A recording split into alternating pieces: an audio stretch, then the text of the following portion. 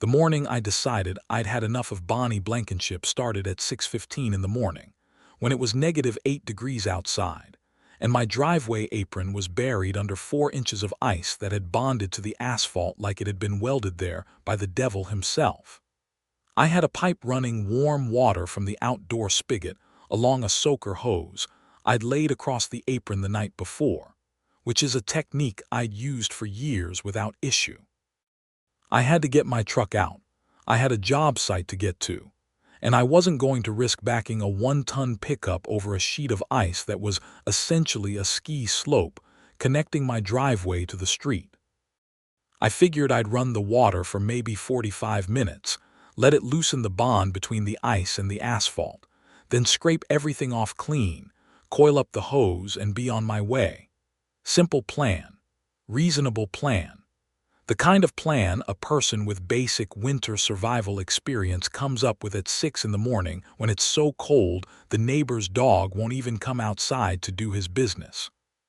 What I did not factor into my reasonable plan was Bonnie Blankenship, standing at the end of her driveway in a puffy coat that made her look like a lavender marshmallow, watching my water run down the gutter with the focused intensity of a hawk eyeballing a field mouse.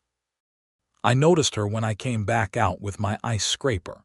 She was across the street and 2 houses down, which is where she'd lived for the past 4 years, ever since she'd moved into Maple Crest Estates and immediately applied for a seat on the HOA board.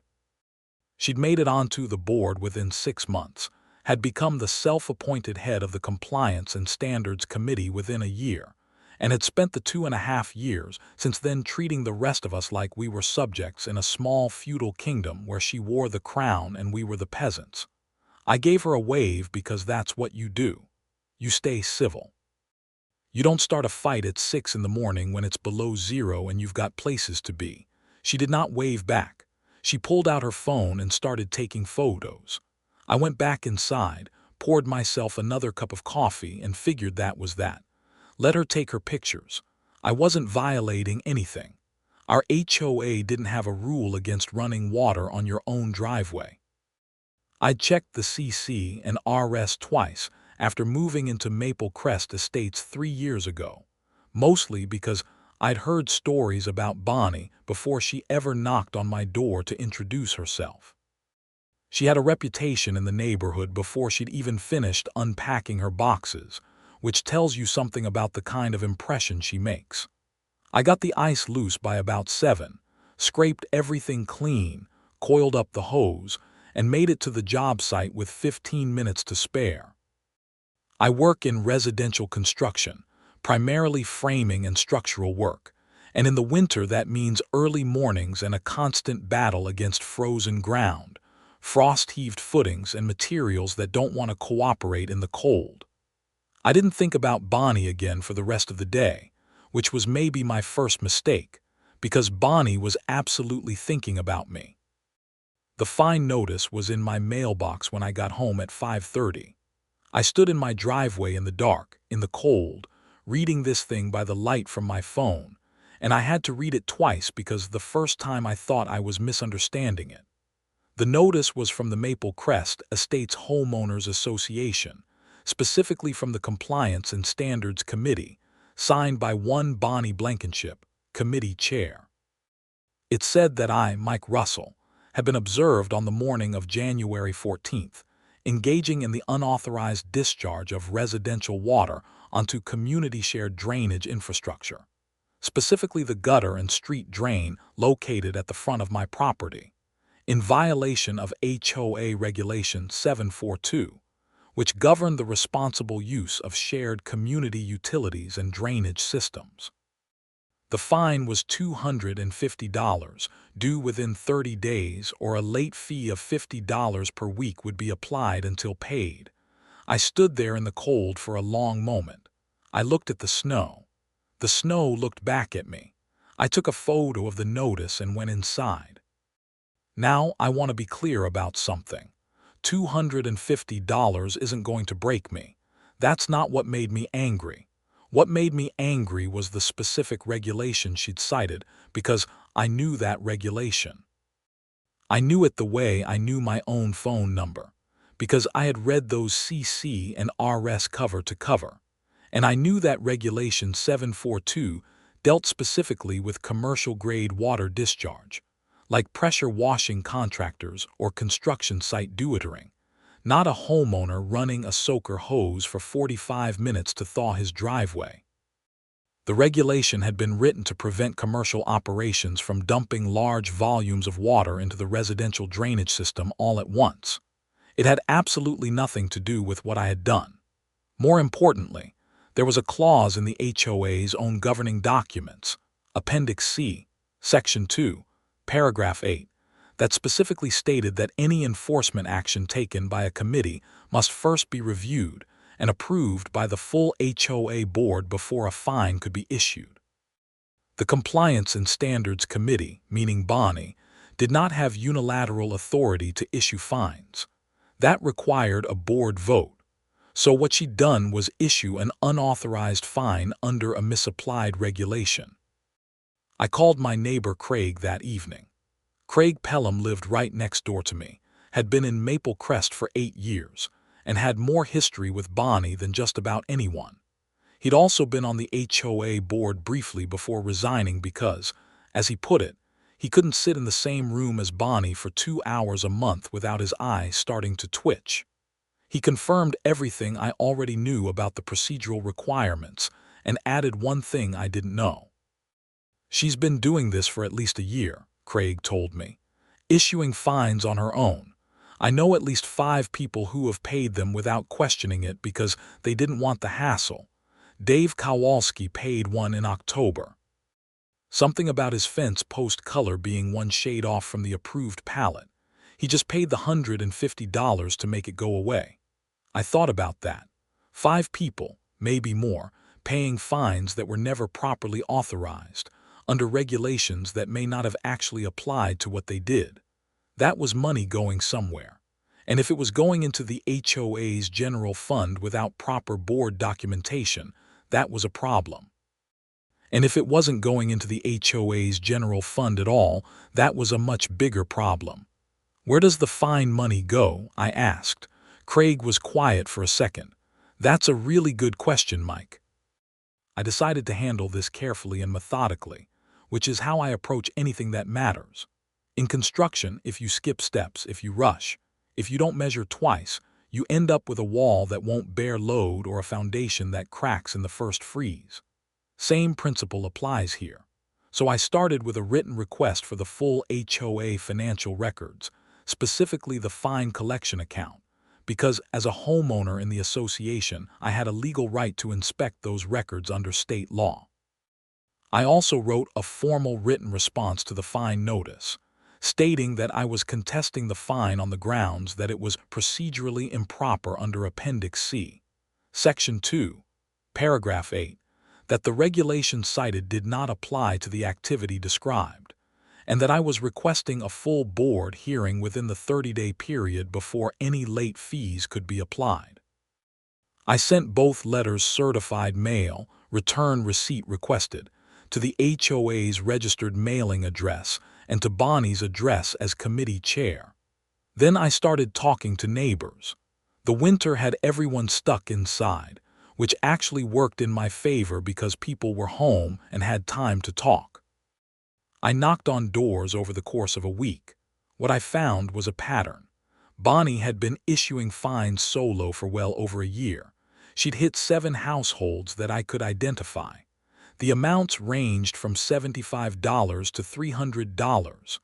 Nobody had questioned them because the notices looked official and nobody wanted to fight City Hall, so to speak. Total, the people I'd talked to had paid somewhere between $900 and $1,100 in fines that Bonnie had issued without board authorization.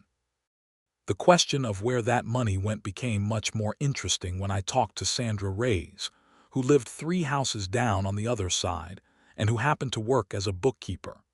Sandra told me she'd offered to volunteer with the HOA's finances 2 years ago, and Bonnie had very specifically and very firmly declined her help, saying the committee had everything under control. For an HOA with a couple dozen houses and a modest operating budget, that's the kind of thing that makes a bookkeeper's eyebrows go up. I also talked to Phil Agawa, who had a fine notice from Bonnie in November for having a garbage can visible from the street for more than 4 hours on a non-collection day. Phil had paid $125. He still had the original notice. More importantly, he had a security camera mounted on his garage that covered his driveway and the street in front of his house, and he told me that on the morning I'd been running water on my driveway apron, his camera had captured Bonnie standing at the end of her driveway, on the phone, for a good 20 minutes before she started taking photos. Who was she calling at 6:30 in the morning? I asked. Phil shrugged, that I don't know, but the footage is timestamped if you need it. I told Phil I'd keep that in mind. I had a feeling it might be useful. The HOA board meeting was scheduled for the third Thursday of every month. January's meeting was coming up in less than 2 weeks, and my request for a board hearing on the fine was officially on the agenda. I used the intervening time to prepare, which mostly meant organizing everything into a clear, logical sequence that even someone who'd never heard of HOA governance could follow in about 5 minutes. I am not a lawyer. I've never been to law school. But I can read and I can organize, and sometimes that's enough. I also did a little more digging into Regulation 742, which Bonnie had cited in my fine notice. I pulled the original text, which had been passed at a board meeting 3 years ago, and I read the meeting minutes from that session, which were part of the public record I'd requested. The regulation had been proposed specifically in response to a landscaping company that had been doing large-scale irrigation work for a new development nearby, and had been discharging significant water volume into the Maple Crest storm drain without notifying the association. The minutes made crystal clear that the regulation was intended to address commercial volume discharge. There was literally a note in the minutes from the then president saying, and I'm quoting directly, "This does not apply to ordinary residential water use including garden hoses, drip irrigation, or seasonal maintenance." Bonnie had been at that meeting. She was listed in the attendance record. She knew exactly what that regulation covered, and she'd cited it anyway. The night of the board meeting was bitter cold, the kind of January night where the air actually hurts your face, and the snow under your boots makes that sharp squeaking sound because it's too frozen to pack properly. There were maybe 15 residents in the community center room, which for Maple Crest Estates was a remarkable turnout. Usually these meetings drew maybe 5 or 6 people at most. Tonight there were people standing along the back wall. I'd made some calls. Craig had made some calls. Sandra had mentioned the meeting to people at the mailbox. Word travels in a neighborhood, especially in winter when people are already a little stir-crazy and looking for something to do. The board had 3 sitting members: Bonnie Blankenship as committee chair, Richard Hollies as president, and a quiet guy named Tom Ferris who mostly just showed up and agreed with whoever spoke last. Richard was a retired engineer in his late 60s who, from what I'd gathered over the years, was not particularly fond of Bonnie, but found her useful for doing the administrative work he'd rather not do. Tonight he looked a little uncomfortable when he saw how many people had showed up, which told me he had some sense of what was coming. Bonnie sat at the end of the folding table at the front of the room with a binder in front of her, dressed in a burgundy sweater set that said community leader, and a look on her face that said she'd already decided how this meeting was going to go. She had not, as I would be delighted to show her, accounted for how prepared I was. The meeting opened with standard procedural items, minutes from December's meeting, a discussion about the shared sidewalk maintenance plan for the winter, a brief mention of the snow removal contract being up for renewal. I sat in my folding chair and waited. My file folder was on my lap. When they got to new business, Richard called my name. I stood up, thanked the board for accommodating my request, and then I laid it out in plain language. I explained what I had done on the morning of January 14th. I explained that I had run a soaker hose with warm water across my driveway apron for approximately 45 minutes in order to thaw ice, so I could safely exit my property, that this was a widely accepted winter safety practice, and that at no point had I done anything that a reasonable reading of any HOA rule would prohibit. I then explained that I had received a fine notice citing Regulation 742, and I placed a copy of that regulation on the table in front of Richard. I then placed the meeting minutes from 3 years ago next to it, open to the section I'd highlighted, and waited a moment for Richard to read it. I watched his expression change. "This says residential use is excluded," Richard said, almost to himself. "It does," I agreed pleasantly. "And it also says that committee chairs may not issue fines without a full board vote, as outlined in Appendix C, Section 2, Paragraph 8. I placed a copy of that section on the table as well. That vote never happened. The fine was issued unilaterally by Bonnie without board authorization." The room behind me had gone very quiet. Bonnie's expression had shifted from confident to something that was trying very hard to look like confident, but wasn't quite getting there. "The committee has operational authority over enforcement," she said, and her voice had that particular edge it got when she was about to explain why she was right and everyone else was wrong. "That's an established practice." "Practice isn't the same as authority," I said. "And practice that contradicts the governing documents isn't a valid practice. It's a violation of the documents." I looked at Richard. "I'm not the only one, Richard. There have been at least 7 fines issued this way over the past 14 months. I put down a 1-page summary I'd prepared, with dates, household identifiers, and fine amounts. Total collected from unauthorized fines is between $900 and $1,100. The room behind me started making sounds. Not loud sounds, but the specific low murmur of a crowd that has just heard something that personally affects them. Bonnie said, "Those fines were all valid under committee authority and the associated regulations." "Then you won't mind producing the board vote records for each of them," I said. There was a pause that lasted about 3 seconds longer than it should have. "I also want to ask," I continued, turning slightly toward the room, "where that fine money has gone. Because as best as I can determine from the financial records I requested, which I did receive, thank you for that, there is no line item in the HOA accounts for collected fine revenue from the past 14 months. The account shows a fine from 2 years ago that was properly processed, but nothing since then." The room went from a low murmur to something a little louder. Richard looked at Bonnie. This was not a casual look. This was the look of a man who was starting to understand that something he'd signed off on, or perhaps failed to notice, had become significantly more serious than a neighborhood squabble. Bonnie said, "The fine revenue has been deposited into the operational reserve." "The operational reserve balance hasn't changed in 14 months, Sandra Reyes said from 2 rows behind me. She hadn't needed to stand up. She just said it clearly enough for everyone to hear. "I pulled those records too. Mike mentioned the request and I submitted my own. The reserve is exactly what it was in November of 2 years ago." The murmur in the room had now officially become a buzz. Bonnie said, "There may be accounting discrepancies that need to be reviewed." "There may be," I agreed, and I kept my voice completely level. "Which is exactly why I think this warrants a full audit by an independent accountant, and I think Richard and Tom agree." I looked at both of them.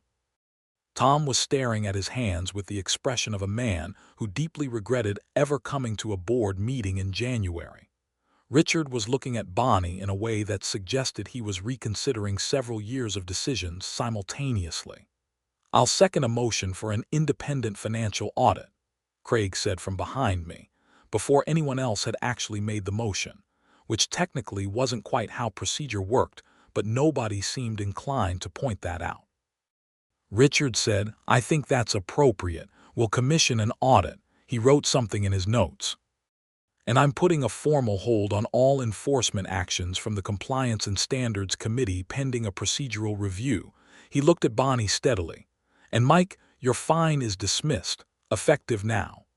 Bonnie started to say something.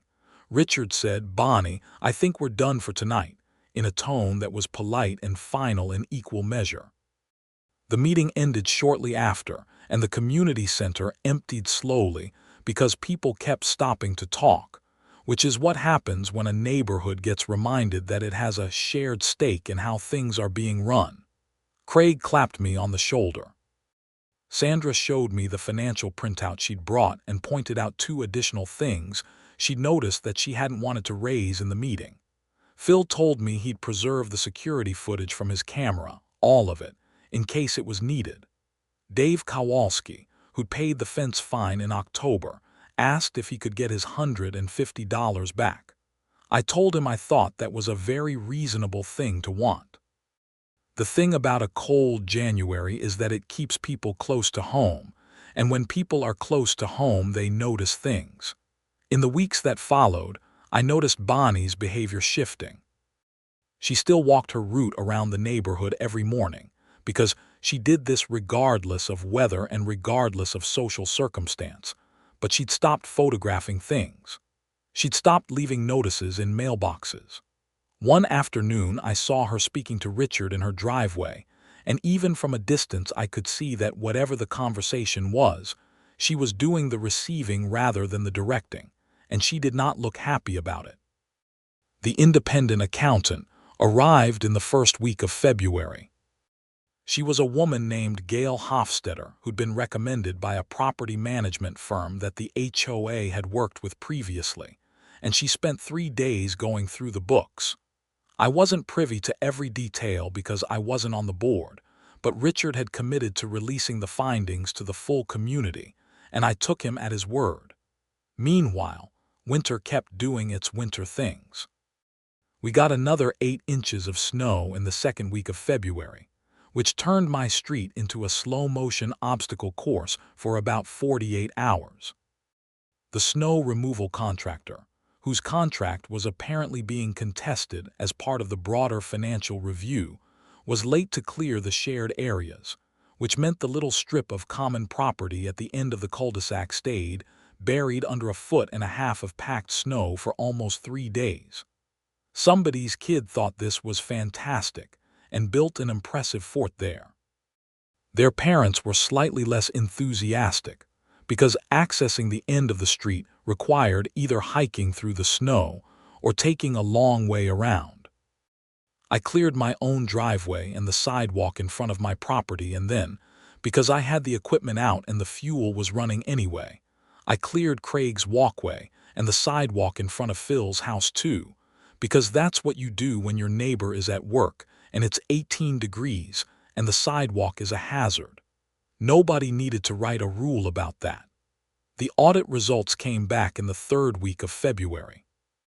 Richard called a special community meeting, not a board meeting, specifically a community meeting for all residents, held on a Saturday afternoon when everyone could theoretically attend. The community center was even more full than it had been in January. People brought coffee in thermoses because the room's heating system was doing its best, but wasn't quite keeping up with the outdoor temperature, which had decided to stay in the low teens for most of February. Gail Hofstetter was there in person to present the findings. She was matter-of-fact about it in the way that accountants are when they're delivering news that's both professionally interesting and personally concerning, which is to say, she stated everything clearly and let the numbers speak. The audit had identified 9 fines issued by Bonnie over a 14-month period. Total value of those fines was $1,075. Of that amount, $225 had been deposited into the HOA's operational account, correctly, back in the early months of the period. The remaining $850 could not be traced to any HOA account. It had been collected, it had not been deposited, and there was no record of where it had gone. $850 is not a fortune. But theft is theft regardless of the amount, and what Gail was describing, very carefully and professionally, was that the evidence strongly suggested those funds had been misappropriated. She used that word specifically, misappropriated, The room was very quiet. Richard stated that the HOA board had already been in contact with legal counsel before this meeting, that the council had reviewed the audit findings, and that a report had been filed with the local police department the previous Thursday. He said this with the particular gravity of a man who understood exactly what he was saying and wanted to make sure everyone else understood it too. Someone in the back asked where Bonnie was. Richard said she had been notified of the meeting but was not present. There were a few seconds of silence, and then the room started buzzing again, and this time it was a louder buzz, a more sustained one, the buzz of a community that is processing information that's simultaneously surprising and, for some of them, not entirely surprising at all. I want to be clear about something here, because I think it's important. I hadn't gone into that January board meeting expecting or hoping that Bonnie had stolen money. My goal at that meeting had been to get my fine dismissed, establish that the unauthorized fine process was improper, and get the other neighbors their money back. If the audit had come back clean, I would have been satisfied with those outcomes. I did not have a vendetta. I had a principle, which was that you don't get to make up rules and fine people for things that aren't violations and then pocket the money. And if you do those things, there should be consequences. The consequences arrived on a Tuesday in early March, when the temperature had finally started creeping above freezing for parts of the day, though it still dropped hard at night. I was home when the police car stopped in front of Bonnie's house. I wasn't watching for it specifically. I just happened to be at my kitchen window getting a glass of water, and I saw the car pull up and two officers walk to the door. I went back to what I was doing. I found out from Craig later that she'd been arrested on a charge of misappropriation of funds and breach of fiduciary duty, both of which, under our state's HOA regulations, carried real legal teeth because HOA board members are held to fiduciary standards. She was taken in, booked, and released on her own recognizance pending a hearing. Her position on the HOA board was immediately terminated by Richard, who had the authority to do so under the governing documents in the event of a criminal charge against a board member.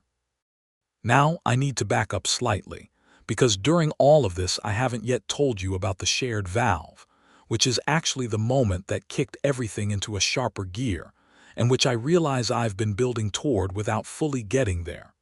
So let me explain. After I got the fine notice in January, before the board meeting, during the week or so when I was talking to neighbors and gathering information, something else happened. It was a Saturday, about a week after the initial fine notice, and we had a light freezing rain that laid a thin glaze of ice over everything, including my driveway apron again. I did the same thing I'd done before because it works and because I still had to get out of my driveway. I ran the soaker hose with warm water across the apron.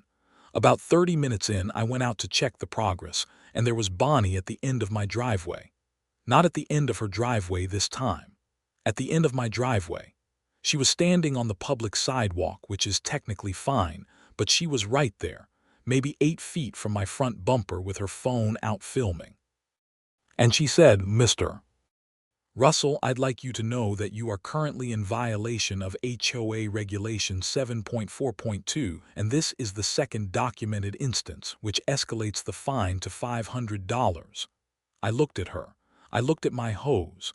I looked at the ice on my driveway apron. I looked back at her. Bonnie, I said, I've formally contested the first fine. The board hasn't ruled on it yet.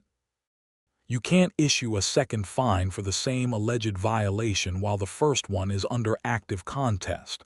That's also in the governing documents, she said. The contest doesn't suspend the committee's enforcement authority. I said, actually it does. I'd suggest reading Appendix C, Section 3. And I went back inside. But here's what I started thinking about while I was standing inside watching the water run through my soaker hose. At the back corner of my property, adjacent to the small green space between my lot and the neighboring common area, there was a shared utility panel. It contained the shutoff valve for the irrigation system that served the common landscaping areas, which were shared between 4 properties: mine, Craig's, the house on the other corner, and the common green space the HOA maintained. This valve was accessible to all 4 property owners and was used primarily in spring and fall to open and close the irrigation system for the season. In the winter it was shut down, as it should be, to prevent the pipes from freezing. But there was one other thing that valve controlled. Due to the way the water lines had been laid when the development was originally built, that shared shutoff valve was also in line with the outdoor water supply for 2 properties downstream from mine, which meant if that valve was closed, those properties lost their outdoor water. One of those properties was Craig's, who I'd already talked to about all of this and who would have understood. The other one was the common landscaping irrigation, which was dormant anyway in winter. So in practical terms, closing that valve midwinter when everything was frozen anyway and irrigation wasn't running didn't affect anyone's actual daily life one bit, because nobody was running sprinklers in January, except for me. I was running water from my outdoor spigot, which was on that same line. And here's the beautiful thing. If I closed that valve and walked away, I couldn't run my soaker hose, which meant Bonnie couldn't find me for running my soaker hose. And she also couldn't find me for closing a shared utility valve, because there was no rule about that either, and the valve was within my legal right to access and operate. And since the irrigation system was already winterized and nothing downstream needed the water, closing it didn't harm anyone. So I went back outside, walked to the utility panel, turned the valve to the off position, coiled up my soaker hose, picked up my ice scraper, and proceeded to break up the ice the old-fashioned way. Then I took a picture of the closed valve with my phone, time-stamped, and I looked at Bonnie, who was still standing on my sidewalk. I said, "Bonnie, I've shut the outdoor water supply because I'm doing winter maintenance on the system. Have a great morning." And I walked back to my truck and backed out of the driveway. The look on her face was, and I say this with complete sincerity, one of the most satisfying things I've seen in my adult life. She had come to my driveway to document a second violation, and I had removed the conditions for that violation to exist in front of her and then driven away. There was nothing for her to report. There was nothing to fine. There was no violation. There was just a man who'd turned off a water valve and gone to work. What happened next was that Bonnie apparently spent the next 48 hours trying to figure out if she could find me for shutting the shared valve. She could not, because there was no rule about it. She tried to argue to Richard that shutting the valve was an interference with shared utility access, but Craig confirmed with Richard that the valve being closed didn't affect him in any practical way during January, and the common area irrigation was already winterized and wasn't being used. Richard told her there was no violation. This is what I mean when I say that sometimes you don't win by fighting directly. Sometimes you win by removing the battlefield entirely. Bonnie needed me to run water so she could document a violation. I took away the water. She had nothing. And in the process, I made it very clear to Richard that the whole situation had escalated to a point where someone needed to start asking harder questions about how the committee had been operating, which is exactly what led to the financial records request being accelerated and the audit being ordered sooner rather than later. The valve stayed closed for the rest of January, which was fine because it was January in the upper Midwest, and nobody needed outdoor water for anything. I opened it back up in late February, once we started getting some above-freezing days, and I wanted to test the line before spring. By that point the audit was already underway, and Bonnie's situation was already unraveling, and the valve being open or closed was somewhat beside the point. March in our neighborhood felt different. I don't know if that's too dramatic a way to put it, but it did. When the snow starts to pull back, and the ground reappears and people start coming outside again after a long winter of being mostly closed in, there's usually a kind of collective exhale, a sense of the neighborhood waking up again. That year it had something extra in it, like the neighborhood had also exhaled something specific, something that had been sitting heavy for a while. The HOA board, now operating with only Richard and Tom and a vacancy left by Bonnie's removal, put out a notice in mid-March asking for volunteers to serve on a reconstituted board.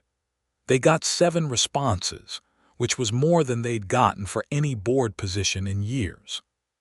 Sandra Reyes agreed to serve as the new treasurer, which was a very logical outcome given her background and the fact that she'd already done more to understand the HOA's finances in 3 weeks than had apparently been done in the previous year and a half.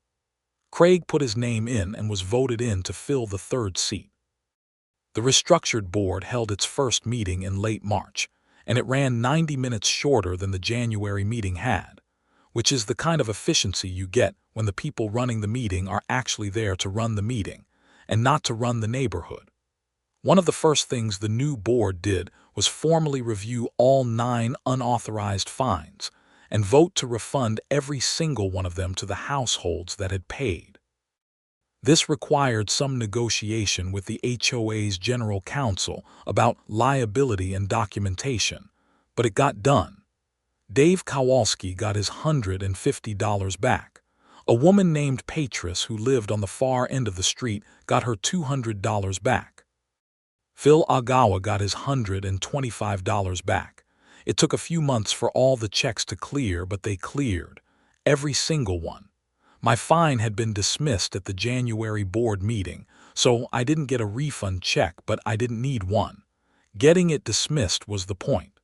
The criminal case moved forward through the spring and into early summer. Bonnie's attorney tried to characterize the $850 as a bookkeeping error rather than intentional misappropriation, and maybe that argument would have had more traction if the circumstances had been different.